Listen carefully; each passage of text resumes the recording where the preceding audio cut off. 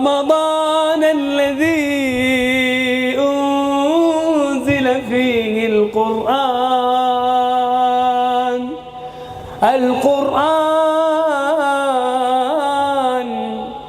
هدى للناس وبينات من الهدى والفرقان.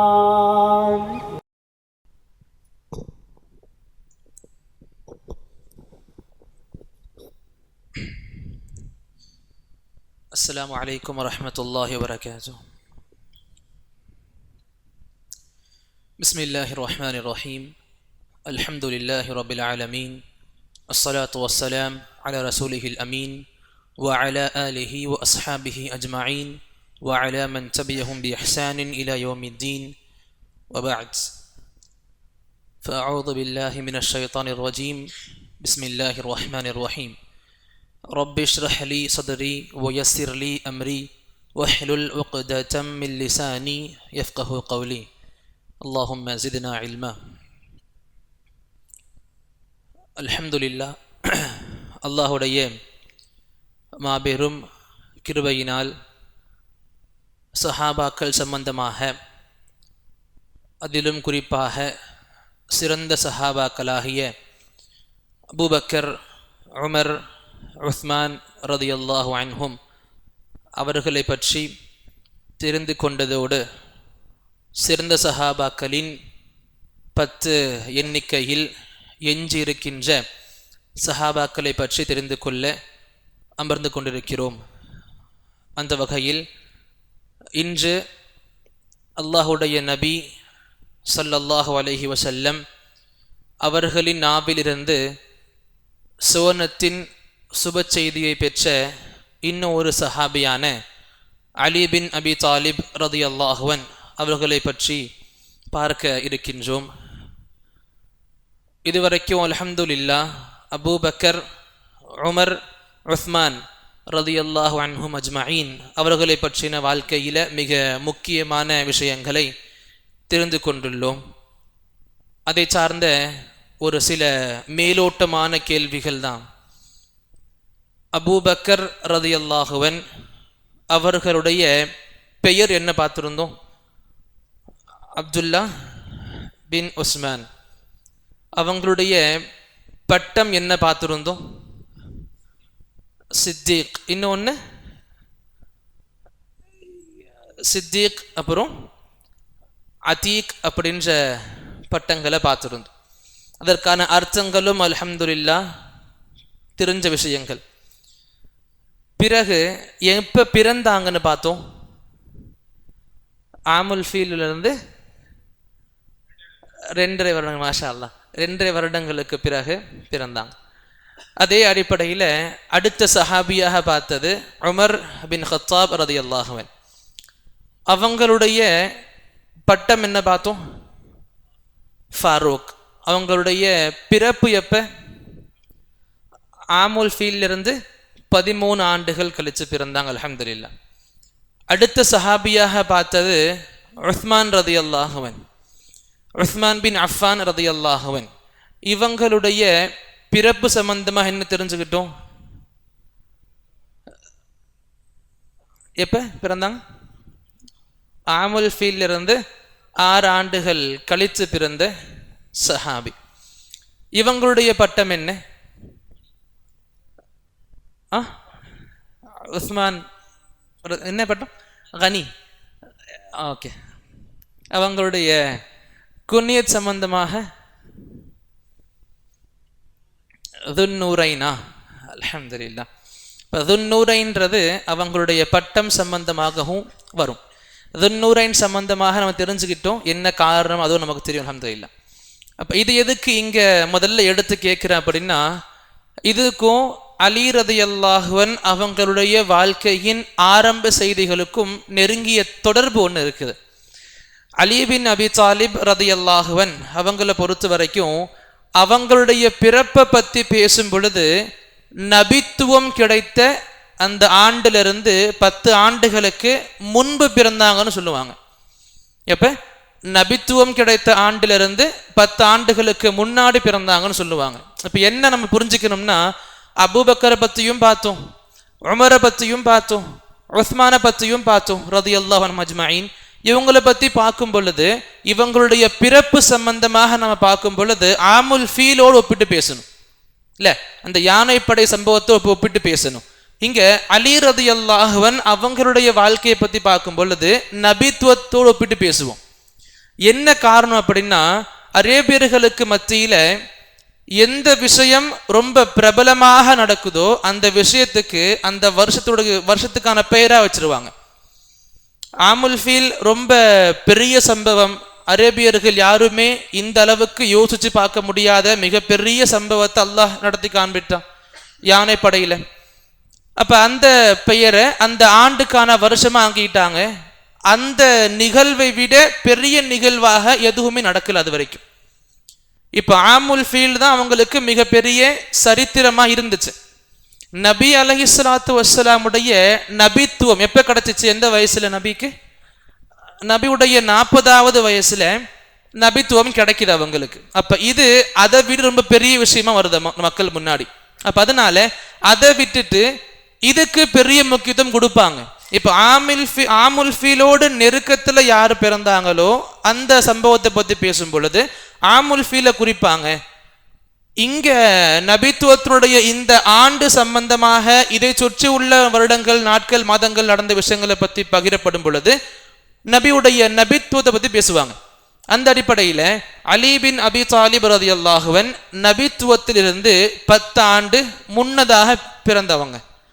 அப்ப நபித்துவத்தினுடைய 10 ஆண்டுக்கு முன்னதாக பிறந்திருந்தாங்கன்னா நபிக்கு என்ன வயசு இருந்திருக்கும்? அப்ப 30 வயசு. அப்ப அலி ரலியல்லாஹு அன்ஹு அவங்க நபியோட 30 வயசு சின்னவங்க. இந்த வயசு வித்தியாசமும் மிக பெரிய காரணமாக அமைஞ்சிச்சு உஸ்மான் ரலியல்லாஹு அன்ஹுடைய ஹிலாஃபத்துக்கு. அது மட்டும்தான் காரணம் கிடையாது, இதுவும் மிகப்பெரிய காரணமா அதை பத்தியும் பார்த்துருந்தோம் அல்ஹம்துலில்லாஹ். அப்ப இங்க 30 வயசு நபியை விட சின்னவங்க. அல்லாஹுடைய மிகப்பெரிய கிருபை என்ன அப்படின்னா, சின்ன வயசுல இருந்து நபியோட இருக்கிற பாக்கியத்தை பெற்றவங்க. சின்ன வயசுல இருந்து, எப்படி இன்னும் முஹம்மது நபியாக்கப்படல ஸல்லல்லாஹு அலைஹி வஸல்லம், அதுக்கு முன்னாடி நாட்கள்ல கொஞ்சம் முன்னாடி அந்த நேரங்கள் என்ன ஆகும், அபூ தாலிப் அவங்களுடைய மகன் தான் அலி ரலியல்லாஹு. அபூ தாலிப் அவங்களுக்கு நிறைய பிள்ளைங்க, அல்லாஹ் குழந்தை பர்க்கத்துகளை கொடுத்திருந்தான், போதுமான வருமானம் கிடையாது. அப்ப நபி என்ன பண்ணுவாங்க, தன்னுடைய தந்தையின் இன்னொரு சகோதரரான அப்பாஸ், இன்னும் அவங்க முஸ்லீம் ஆகல, அவங்களால சொல்லுவாங்க, அப்பாஸே அபூ தாலிப் நிறைய குழந்தைங்க அல்லாஹ் கொடுத்துருக்காங்க, நிறைய குழந்தைகள் கொண்டு இருக்காங்க, ஆனா போதுமான வருமானம் கிடையாது.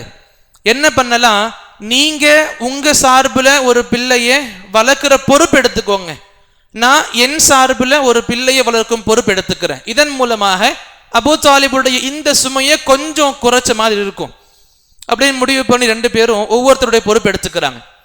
அப்பாஸ் என்ன பண்றாங்க, ஜாஃபரை வளர்க்கிறன்ற பொறுப்பு எடுத்துக்கிறாங்க.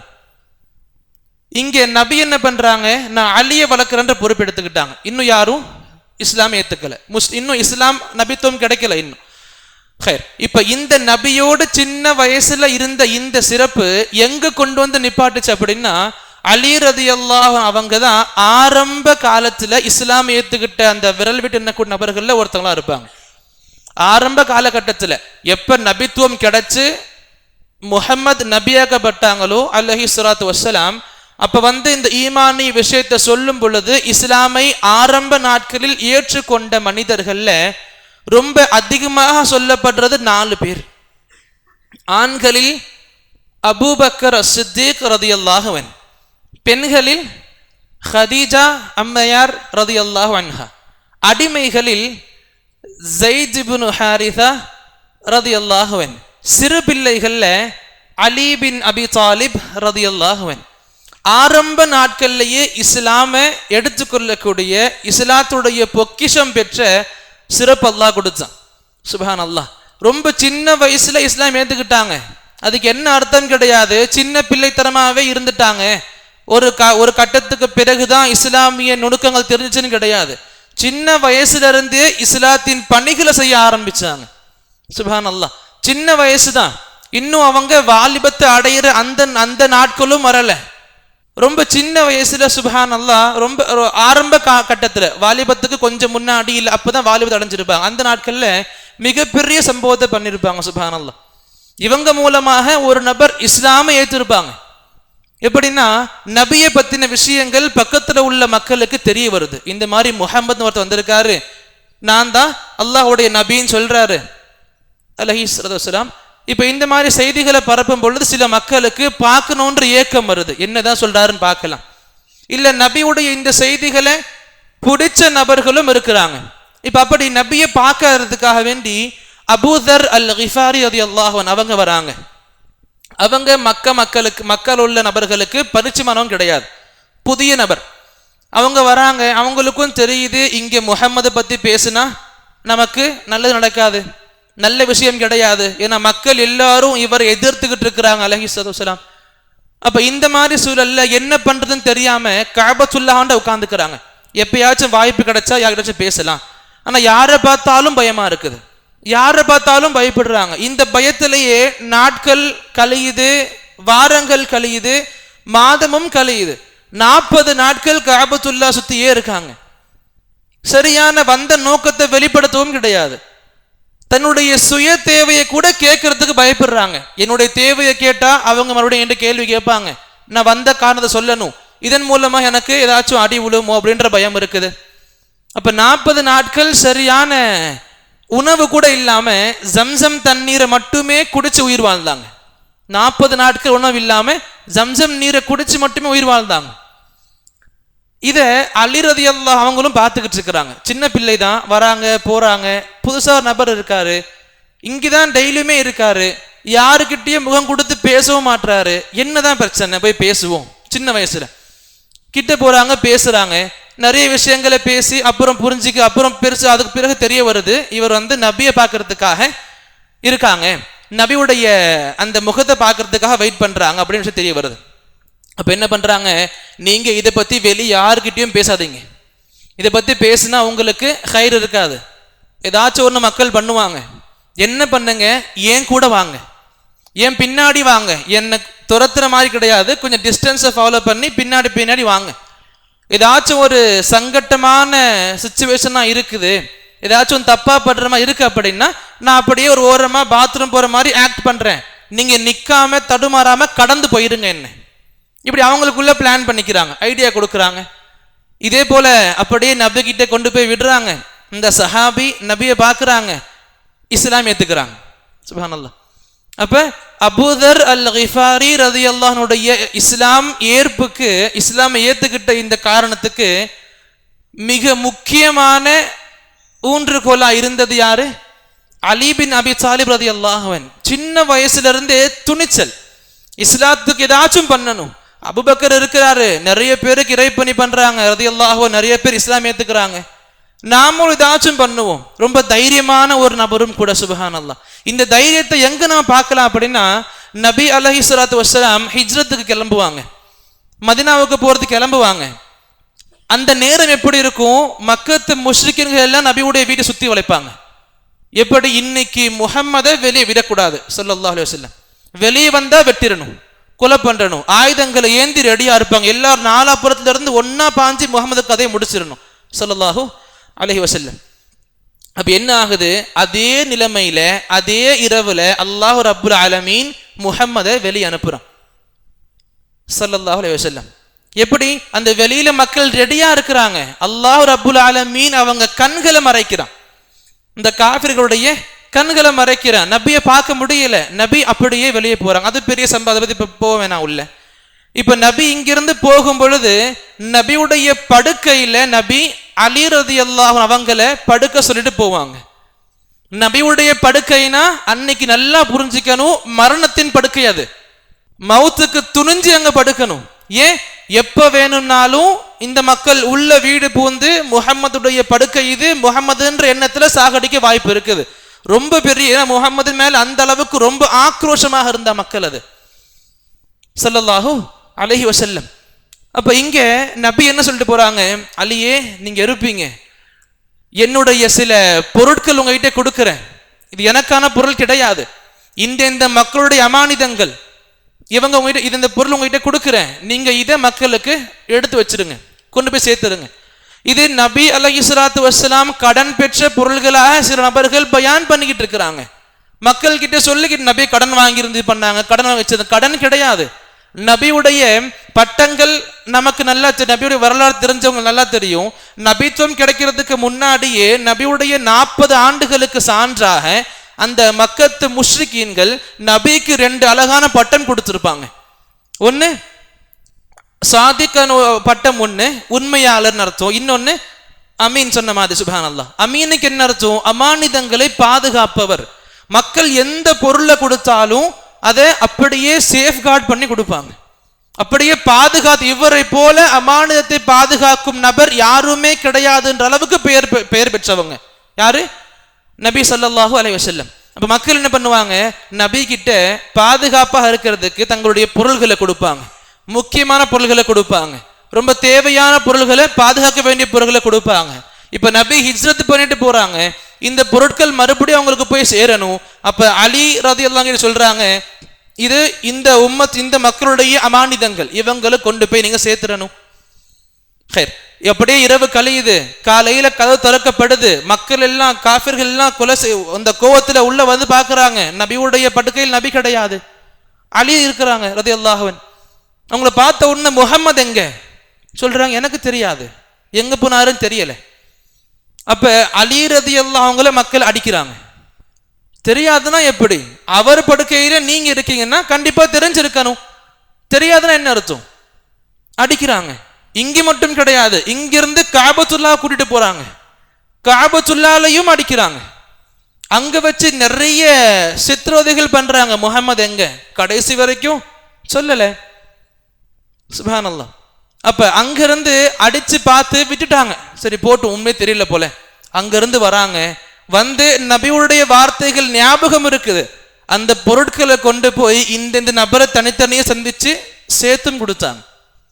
அப்ப அந்த சின்ன வயசுல துணிச்சல் ரொம்ப அதிகமா இருந்துச்சு.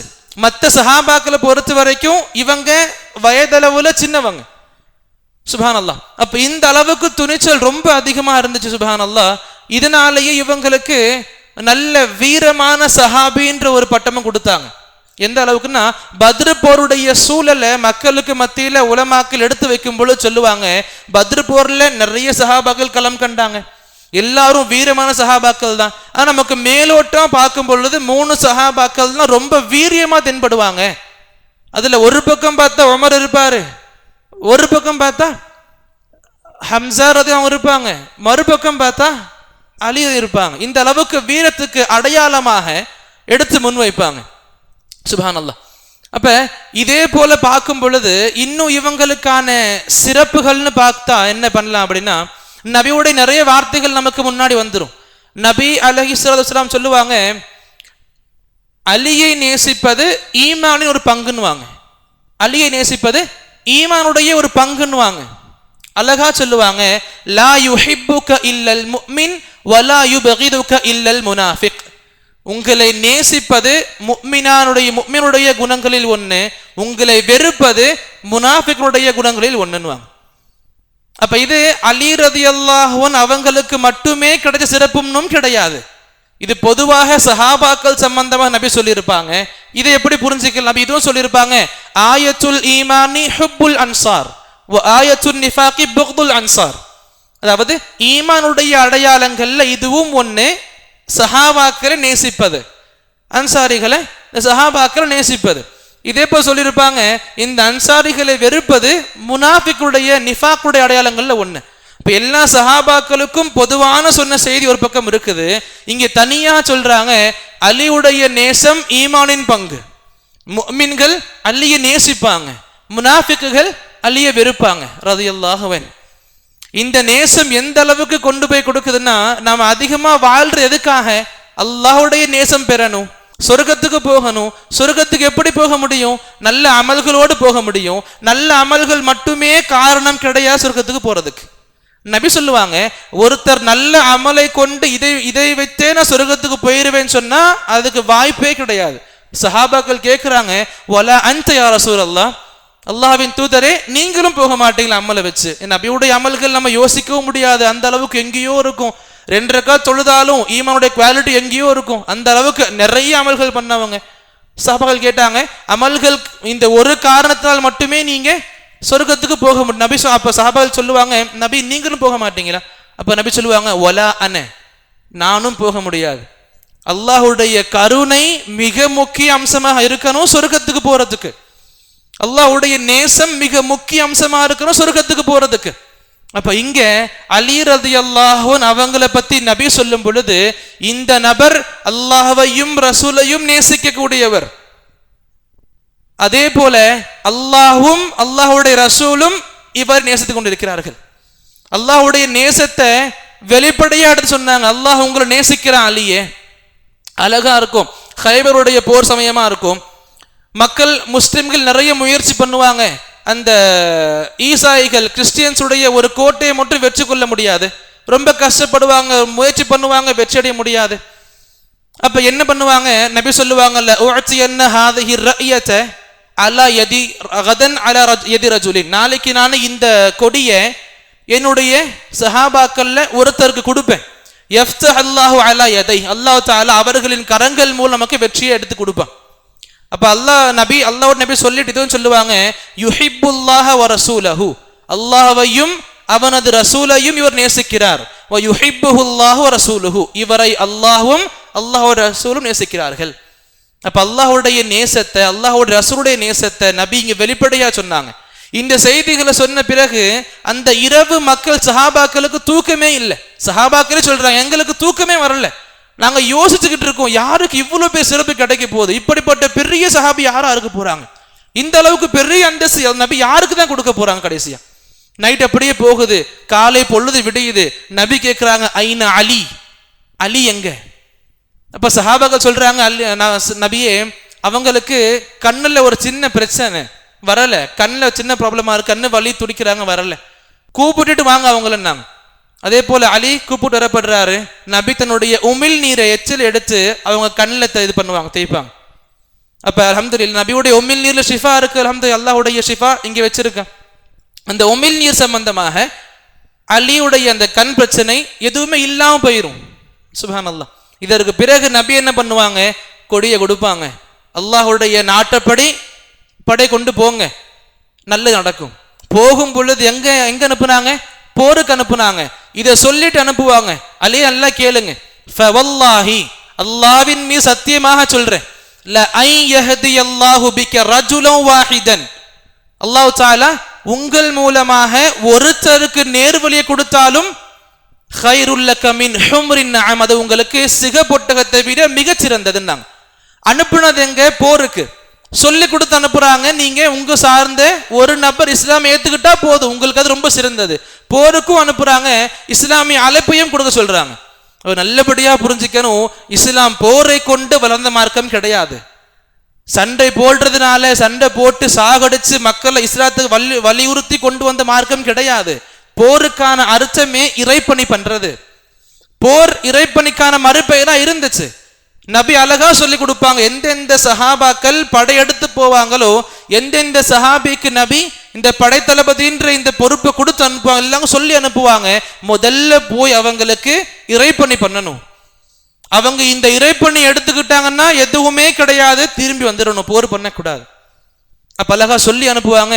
நீங்க இதே போல அலிதான் போவாங்க, அந்த கோட்டையை வெற்றி பெற்று திரும்பி வருவாங்க. சுப்ஹானல்லாஹ். இந்த அளவுக்கு ரொம்ப அழகான சிறப்புகள் நபி ஸல்லல்லாஹு அலைஹி வஸல்லம் அவங்க வாயிலாக அலி ரலியல்லாஹு அன்ஹு அவங்களுக்கு கிடைச்சிச்சு. அதே போல அடுத்து பார்க்கும் பொழுது நபி அலைஹிஸ்ஸலாத்து வஸ்ஸலாம் அழகா சொல்லி கொடுப்பாங்க. அலி ரலியல்லாஹு அன்ஹு அவங்களுடைய உதாரணத்தை ஹாரூன் அலைஹிஸ்ஸலாமோடு ஒப்பிட்டு பேசுவாங்க.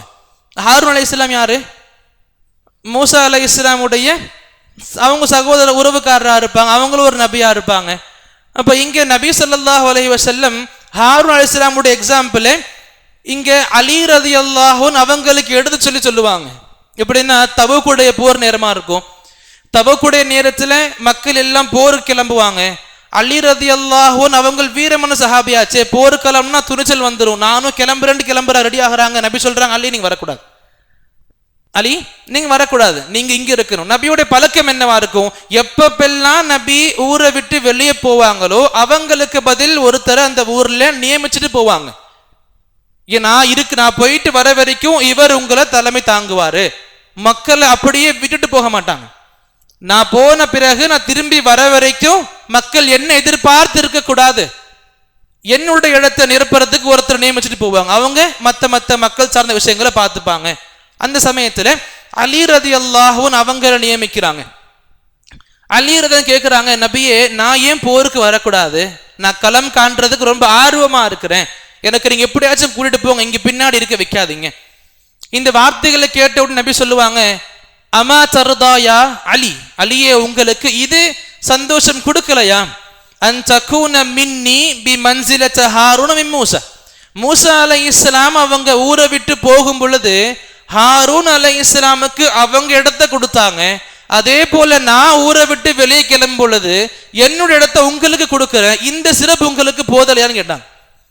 அப்ப இங்க அலி ரலியல்லாஹு அன்ஹு அவங்கள நபி ஸல்லல்லாஹு அலைஹி வஸல்லம் ஹாரூன் அலைஹிஸ்ஸலாமுடைய செயலோடு ஒப்பிட்டு பேசினாங்க. இது அலி ரலியல்லாஹு அன்ஹுடைய வாழ்க்கையில கிடைக்கிற சிறப்புகள்ல இதுவும் ஒண்ணு.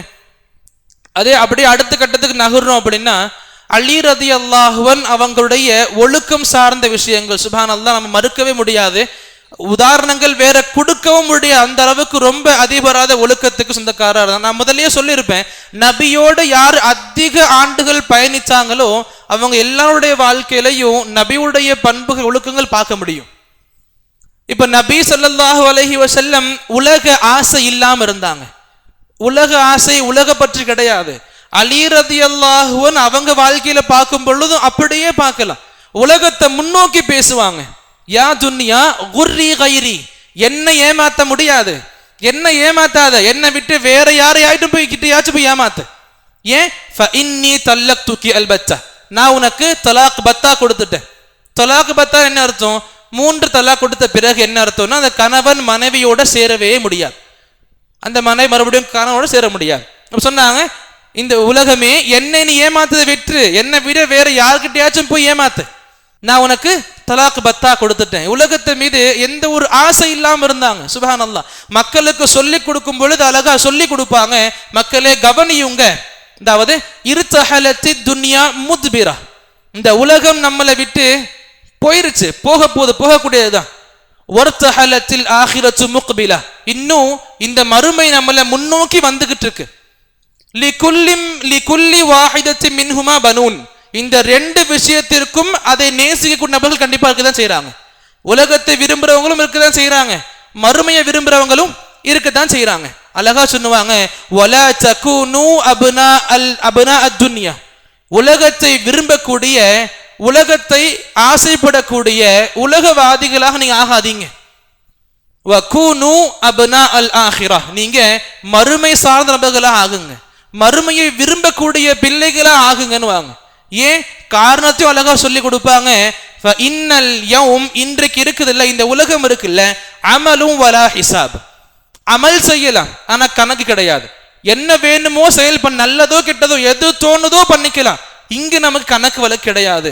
ஆகிரத் ஒண்ணு வரும், அங்க ஹிசாபும் வலா அமல், ஹிசாப் மட்டும்தான் இருக்கும், அமல் பண்ண முடியாது. கேள்வி கணக்கு மட்டும்தான் இருக்கும், செயல் செய்ய முடியாது. உங்களுடைய பாவம் கொஞ்சம் அதிகமா இருந்தா அந்த கணக்கின் அடிப்படையில உங்களுக்கு அல்லாஹ்வோட நாட்டப்படி நரகம் கிடைச்சுதான் தீரும். அந்த சமயத்துல ஒரு அமல் பண்ணி நான் தப்பிச்சுக்கிறேன்ற வார்த்தைகள் சொல்ல முடியாது. அப்ப அழகா சொல்லுவாங்க, உலக ஆசையை அப்படியே வச்சுங்க, உலக ஆசையோட நம்மால மார்க்கத்தை ஒழுங்கா பேண முடியாது. இந்த வாழ்க்கையை நமக்கு அழகா சொல்லியும் கொடுத்துருப்பாங்க. சுப்ஹானல்லாஹ்.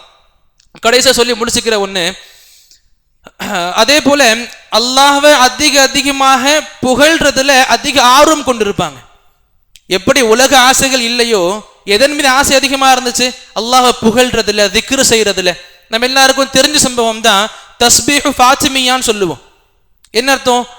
நபி ஸல்லல்லாஹு அலைஹி வஸல்லம் கிட்ட ஃபாத்திமா ரலியல்லாஹு அன்ஹா சொல்லுவாங்க, நான் எனக்கு அரைச்சு வேலை பார்த்து கைகள் காப்பு காய்ச்சிருச்சு, கைகள்ல காப்பு காய்ச்சிருச்சு, எனக்கு உதவி செய்யறதுக்காக ஒரு அடிமையை கொடுங்க நபியே. யாருக்கிட்ட?